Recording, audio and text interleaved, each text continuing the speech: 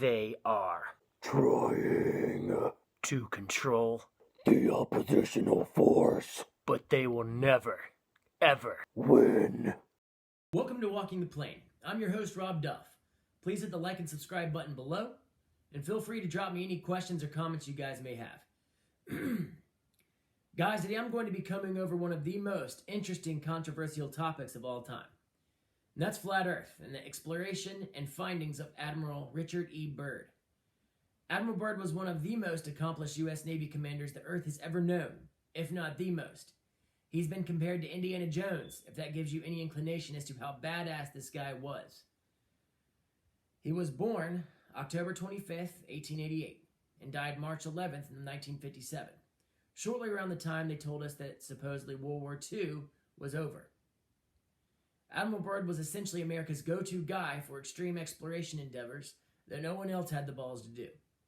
He ran multiple missions throughout the early to mid-1900s, and a multitude of those missions were to what we know of today as Antarctica. Admiral Byrd's first Antarctic mission was in 1928.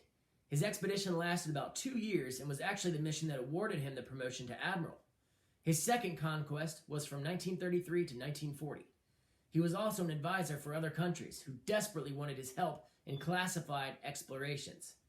Here's where things get interestingly twisted. His fourth run to Antarctica wasn't an exploration tour. Rather, it was a military endeavor called Operation High Jump. It was an entire entourage, including an aircraft carrier group, accompanied by 13 support ships and backed by around 4,000 troops. There was never any official report. Some state they were chasing Nazis who were trying to relocate, while others argue it was just more of an extensive expedition. The problem with that is Germany surrendered over a year prior, and there's absolutely no reason to bring a military entourage of that magnitude unless you know there's going to be a good chance you're going to run into something seriously hostile or unknown. He actually went on the record, stating the number one reason he was taking that particular run was specifically for the security and safety of the United States, and that there were things most Americans had no idea about pertaining to our Earth. After his tour, he did a slew of interviews all across the nation. The most memorable one, though, was an interview he did on the 1954 show called The Long Island Chronicles. I will reveal that interview at the end of this video. During his interviews, he stated all sorts of extremely interesting yet disturbing comments from his Antarctic observations. One of them being that there was an uncharted landmass the size of the United States that no one had ever set foot on. Guys, think about that for a moment and observe the relevancy of that statement. He further stated that there would be expeditions year after year by the U.S. because there were so many unexplored, unmapped areas, and that there were also tons and tons of unearthed natural resources. He also stated he was going to be charting other missions there himself, and that the United States wanted him to spearhead them. And he was right.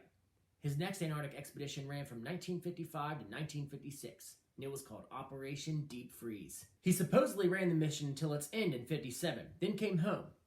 So what, you might ask, right? That's normal, isn't it?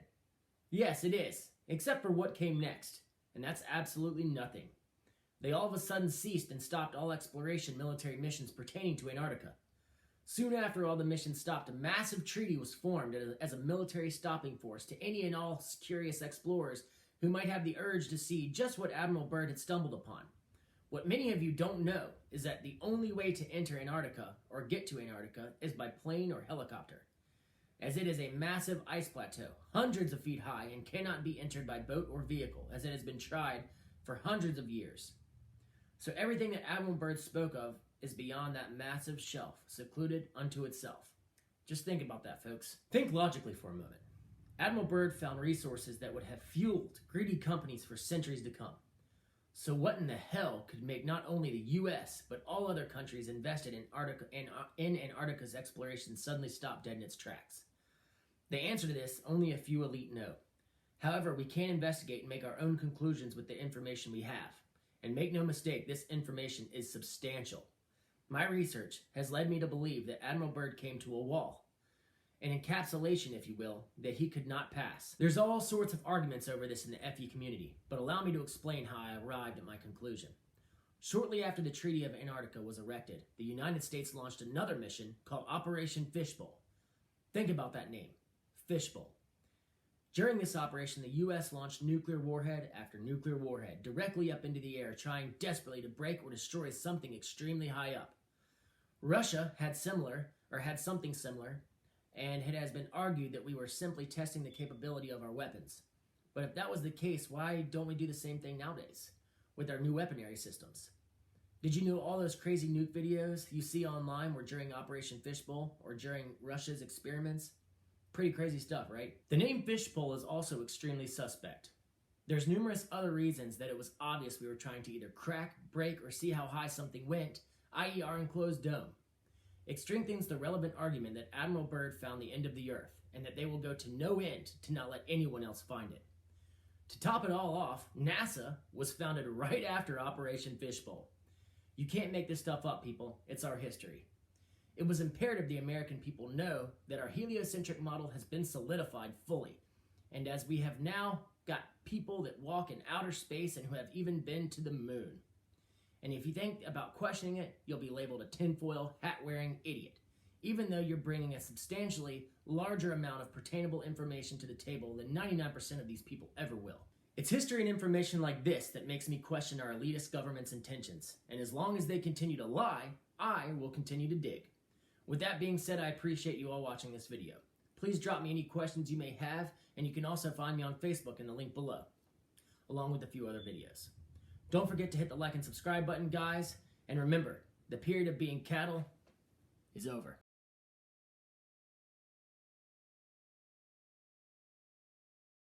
A television journal of the important issues of the hour, brought to you every Monday, Wednesday, and Friday. A presentation of the Longines Whitnall Watch Company, maker of Longines, the world's most honored watch, and Whitnall, distinguished companion to the world-honored Longines. Good evening, this is Frank Knight. May I introduce our co-editors for this edition of the Longines Chronicles? Larry Lasser, CBS News correspondent, and Kenneth Crawford, National Affairs Editor of Newsweek magazine. Our very distinguished guest for this evening is Admiral Richard E. Byrd. The North Pole used to be a no man's land, but these are the days when, by buying a ticket on a commercial airline, you can fly across the North Pole and drink a cocktail at the same time. You know, only 30 or more years ago, about 35 years ago, our guest tonight found out whether there was any land north of the North American continent. He made that first discovery flight, and I must say that Admiral Byrd, our guest tonight, is not only our greatest living explorer, but he's been an inspiration to countless Americans. Admiral Byrd, you've been to both the North Pole and the South Pole. Is there any unexplored land left on this earth that might appeal to adventurous young Americans? Yes, there is. And not up around the North Pole, because it's getting crowded up there now, because they find out it's really usable, not only to live in, but militarily. But strangely enough, there's left in the world today an area as big as the United States that's never been seen by a human being. And that's beyond the pole, on the other side of the South Pole, from Middle America. And I think it's quite astonishing that there should be an area as big as that unexplored. That's a tremendous So challenge. there's a lot of adventure left down at the bottom of the world. Admiral, do you hope to see that? I do. Well, Admiral, Yeah. would you say that since you've been to both the extremities of Earth, are these expeditions to such far-off places, are they getting easier because of modern techniques, or is danger still close at hand? Well, it's a little risky, but nothing like it used to be with the old slow planes and the small cruising radius where we had to put down bases. We replaced the dog teams, and of course that was a big improvement. But now the planes go much faster and they are safer, and they have a much bigger cruising radius. You haven't got the danger of a terribly heavy load. Admiral, an expedition to which I believe you're the advisor is now en route. What is that expedition doing? Well, that's the icebreaker Atka, and it's a reconnaissance expedition. It's going down to the South Pole area to make certain observations and to look for some bases. They will be back in April, and they will report back, and upon the information we get from that undertaking, we will base the bigger expedition that's to follow. Is that very definitely planned, or is that... That is being planned right now. So I'm willing to say to you that there will be a number of expeditions that will follow, I think, year after year, bottom of the world, because the government has really become interested. Well, Admiral Byrd, I can understand, I think everybody can, the interest in the North Pole because it's so near our greatest challenger, Soviet Russia. But why this interest in the bottom of the world? Nobody living down there, is there? No, it's pretty cold. There's only one permanent resident, that's the emperor penguin. The little ones live further north. I tell you one reason they're interested. It's by far the most valuable, important place left in the world for science. That's why the scientific groups all over the nation are really interested. But more important than that, it has to do with the future of the nation, those to come after us, or even during your lifetime. Because it happens to be an untouched reservoir of natural resources. And, you know, as the world swings with an ever-increasing acceleration, far-flung places, once useless, like we thought the North Pole was, and no man's land, become very useful. The bottom of the world will be important, not only to us, but to our allies. I was going to ask you, does it have military importance? It has some, and as the world shrinks, it will continue to shrink with an ever-increasing acceleration, thus bringing these places closer. And in the future, I can see a time when it will be very, very important strategically. Well, has development of air power increased the strategic importance of places like the very much so. Palma Peninsula, was that? Very much so. Even now, if anything happened and we lost the Panama Canal, we would have to control the islands just north of Antarctica, which are part of Antarctica. Then between there and Cape Horn. I've heard it said that there are 7 continents in the world, and one of them has never been seen by a woman, and that's Antarctica. Is that actually true? Well, if the Palma Peninsula is an island, as far as I know, that's true. No woman's ever stepped foot upon the Antarctic continent, and it's the most peaceful place in the world. Well, I'm sure that won't last very long. I understand that now that you're working with the Arnold Bread Company in charge of frozen foods. Now, is there any future for frozen foods down these frozen extremities? Well, I think the human race can be helped by that. This was thought out by Dean Arnold, who's, in my opinion, a great humanitarian. He learned that we went down there after 4 or 5 years and finished a meal that we had left there on the table when we had evacuated Little America. Everything was perfect, including the bread. So he got the idea of this frozen bread. And already he sent some to Europe, and it worked very well over there for some of the starving people.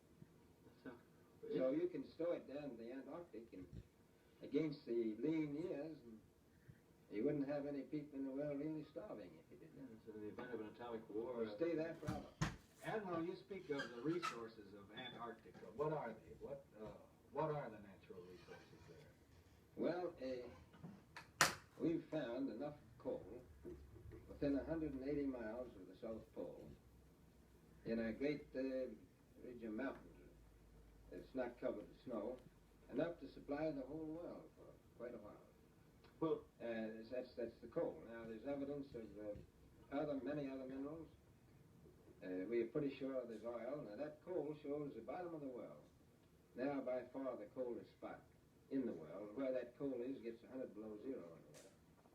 Well, It was once tropical. So we think there's oil there, and there's evidence, probably uranium there. There you guys go, okay? It goes on and on for about another 5 or 10 minutes. I'm just gonna cut it off here, though. You guys can go on YouTube. I'll have a link for it in the description below. Thanks for watching, guys.